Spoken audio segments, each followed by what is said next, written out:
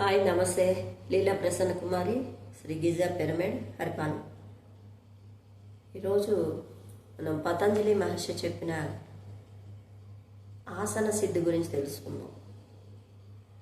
అంటే ఆసన సిద్ధి అంటే 3 గంటల సేపు మనం తదేకంగా కూర్చుంటే, తదేకంగా ఒకే స్థితిలో 3 గంటల సేపు కూర్చుంటే అప్పుడు ఆసన సిద్ధి వచ్చిందని. అంటే అంత స్ట్రిక్ట్గా ఉండేవి అప్పట్లో. యోగ విద్య అనేది, ఒక యోగి దగ్గర ఉండడం అనేది, ఇవన్నీ గురువుల దగ్గర ఉండడం అనేది చాలా చాలా కష్టతరమైన విద్యగా ఉండేది. ఆసన సిద్ధి అంటే 3 గంటల సేపు ఏ ఆసనంలోనైనా హ్యాపీగా అందులో 3 గంటల సేపు కూర్చోగలగడం. అప్పుడు అది ఆసన సిద్ధి అనేది కలుగుతుందన్నమాట. అదే కానీ గంటకి 2 గంటలకి లేచిపోవడం, అరగంటకి పావు గంటకి లేచిపోవడం కాదు. 3 గంటల సేపు ఒకే ఆసనంలో కూర్చుంటే అప్పుడు ఆసన సిద్ధి వచ్చిందని అతను చెప్పారు, పతంజలి మహర్షి చెప్పారు. అప్పుడు ఆసన సిద్ధి కలిగింది నీకని. తర్వాతది ఏమవుతుందంటే ప్రాణాయామం. ఆసన సిద్ధి కలిగింది తర్వాత ప్రాణాయామం అంటే మన ముక్కులో జరుగుతున్న గాలి పీల్చడం, దాన్ని బంధించడం, వదలడం అలా. అయితే ఇక్కడ ఏం చెప్పారంటే శ్వాస మీద ధ్యాస. సుఖమైన ఆసనంలో కూర్చొని శ్వాస మీద ధ్యాస పెట్టడం, హాయిగా కూర్చొని ప్రాణాయామం అంటారు దాన్ని. శ్వాస మీద ధ్యాస పెట్టి కూర్చోవడం గంటలు. ఎప్పుడైతే సుఖమైన ఆసనం నీకు 3 గంటలు సాధన చేస్తూ ఉన్నారో అప్పుడు మీకు సుఖమైన ఆసనంలో కూర్చొని శ్వాస మీద ధ్యాస పెట్టినట్లయితే ప్రాణాయామం అనేది జరుగుతున్నట్టు.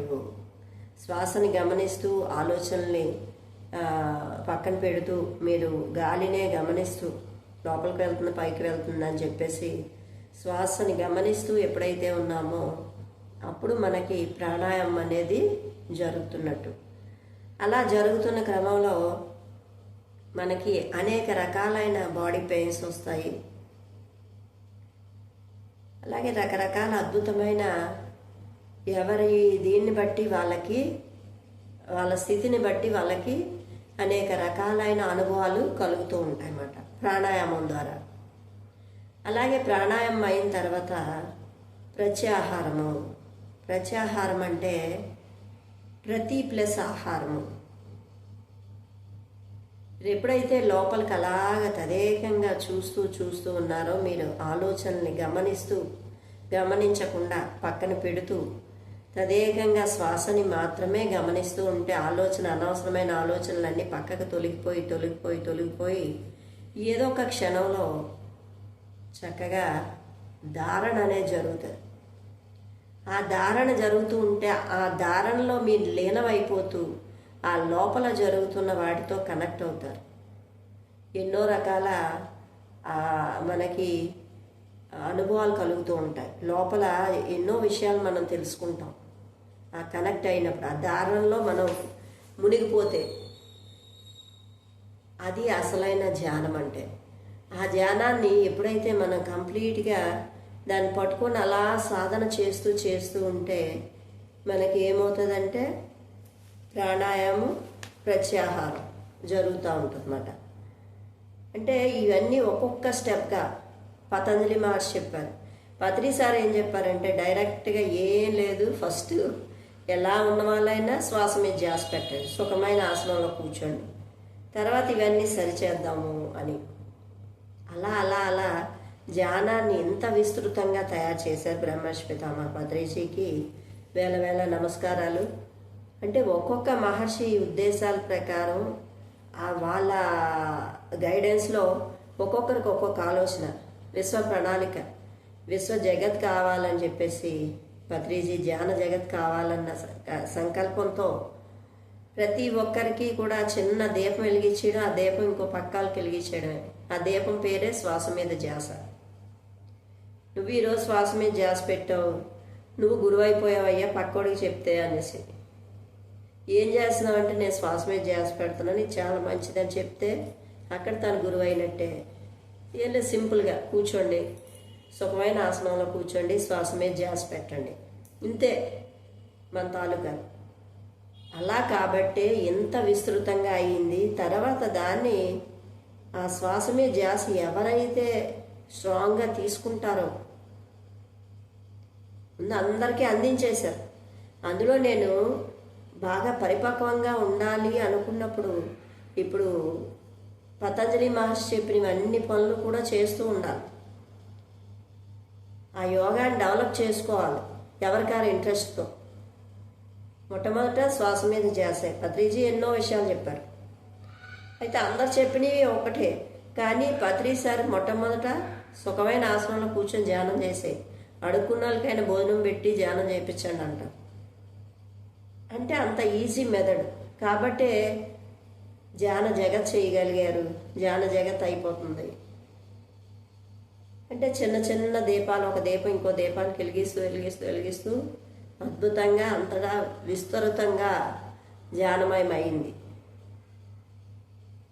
శ్వాస మీద ధ్యాస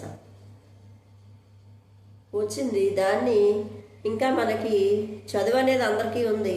అది ఎవరి ఇంట్రెస్ట్ ప్రకారం వాళ్ళు కాలేజ్ చదివా, 10th లేకపోతే డిగ్రీనా, లేకపోతే పీజీనా, లేకపోతే విదేశాలు వెళ్ళడమా, లేకపోతే జాబ్ చేయడమా, అది వాళ్ళ వాళ్ళ ఇంట్రెస్ట్ని బట్టి ఎలాగైతే వెళ్తుందో అలానే ఆధ్యాత్మికం కూడా. నువ్వు ఎంత పరిపక్వంతో ఉన్నావు, నువ్వేం చేయదలుచుకున్నావు, నీ ఆలోచన బట్టి, నీ శ్రద్ధని బట్టి అది తీసుకువెళ్తుంది. ఆ ముక్తి మోక్షం అనేది కలుగుతాయి. నువ్వు చేసే సాధన బట్టి, నువ్వు ఆలోచించే విధానాన్ని బట్టి, నువ్వు చేసే పనులు మనస వాచ కర్మణ ఈశ్వర ప్రణదాయంలో ఉంటూ మనం ఎప్పుడైతే చేస్తూ ఉన్నామో అప్పుడు మనకి ఆ యోగ స్థితి అనేది కంప్లీట్గా వచ్చినట్టు. దాన్ని మనం డెవలప్ చేసుకోవడమే. అది ఎవరి ఇష్టానుసారంగా వాళ్ళు చేసుకోగలుగుతారు. కాబట్టి మనం తెలుసుకోవాల్సింది శ్వాస మీద ధ్యాస పెట్టడం. ఆ ధ్యాసతో అలా డెవలప్ అవుతూ ధారణలోకి వెళ్తూ ఉంటే ఎన్నో రకాల అనుభవాలు ఉంటాయి. తేలిగ్గా శరీరం అవుతుంది, బరువుగా అవుతుంది, ఏదో ఒక మంచి నేచర్లోకి విహరిస్తూ ఉంటారు. సముద్రాల దగ్గర పచ్చటి చెట్ల మధ్యలోని అలా. అంటే ఎవరి దీన్ని బట్టి, ఆత్మస్థితిని బట్టి వాళ్ళకి కనిపిస్తూ ఉంటాయి. అలా అంతరిక్షాలకు వెళ్ళడం, ఇలా రకరకాల అనుభవాలు అవన్నీ జరుగుతూ ఉంటే వాటిని అలా తదేకంగా చూడడమే ధారణ అంటే. ఓకే మాస్టర్స్, రేపు ఇంకొన్ని విషయాలు తెలుసుకుందాం. Thank you very much.